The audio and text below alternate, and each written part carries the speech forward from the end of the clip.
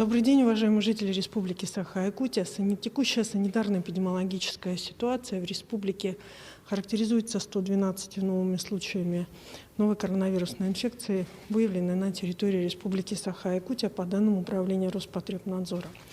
На столицу нашей республики приходится 62 случая.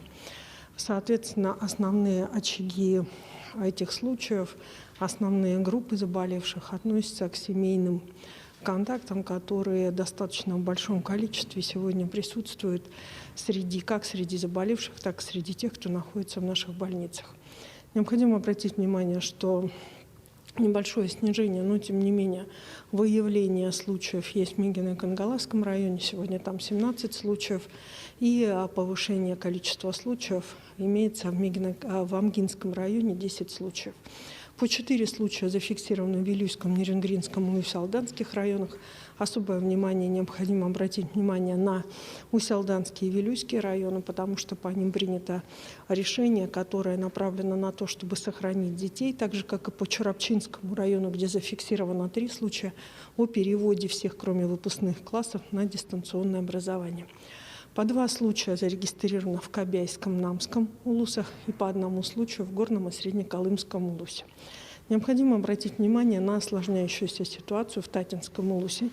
В большинстве своем она связана с необходимостью разворачивания дополнительных коек в Татинской центральной районной больнице, действия которые делаются сегодня как управлением Роспотребнадзора, так и учреждениями здравоохранения. И сегодня в Татинском улусе ситуация характеризуется поздним обращением граждан за медицинской помощью, в связи с чем обращаем на это особое внимание, потому что сегодня, к сожалению, антилидером по тяжелым случаям является Татинский район.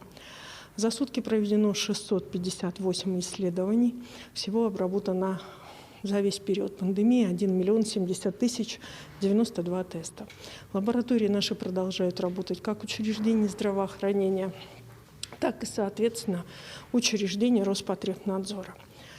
На настоящий момент в республике продолжается вакцинация от новой коронавирусной инфекции. Всего у нас поступило 136 084 дозы вакцины, и первую вакцину получено в республике 111 834 человека, что составляет общее, у нас непосредственно темпы вакцинации 82% от общего объема вакцинирования вакцины, поступившей в республику.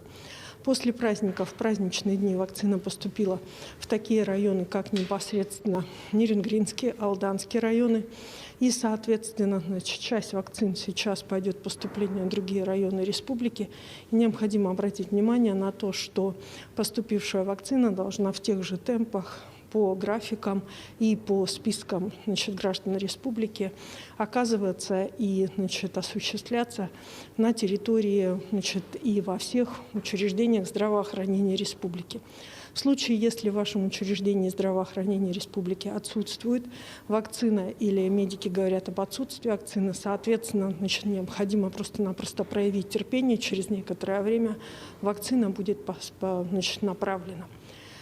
В настоящий момент необходимо обратить внимание на то, что есть ряд ограничений, которые во многом зависят от, и в целом эпидситуация зависит от того, насколько мы сегодня их будем соблюдать. Мы не раз со стороны органов государственной власти говорили о том, что любые наши мероприятия, которые проходят, они должны проходить с точки зрения, прежде всего, и самоконтроля самих граждан за соблюдением тех норм, которые необходимы. Сегодня день по православному календарю относится к родительскому дню, и, соответственно, все органы местного самоуправления принимают меры для того, чтобы непосредственно само передвижение, для того, чтобы не было групповых столкновений и больших групп при передвижении на, соответственно, места захоронения. Но необходимо, чтобы граждане тоже сами понимали, что в любом случае с нашей стороны органов местного самоуправления, органов государственной власти сделано все, чтобы количество автобусов было увеличено и, соответственно, не создавать излишнюю толчую и все-таки соблюдать как масочный режим, так и режим социального дистанцирования.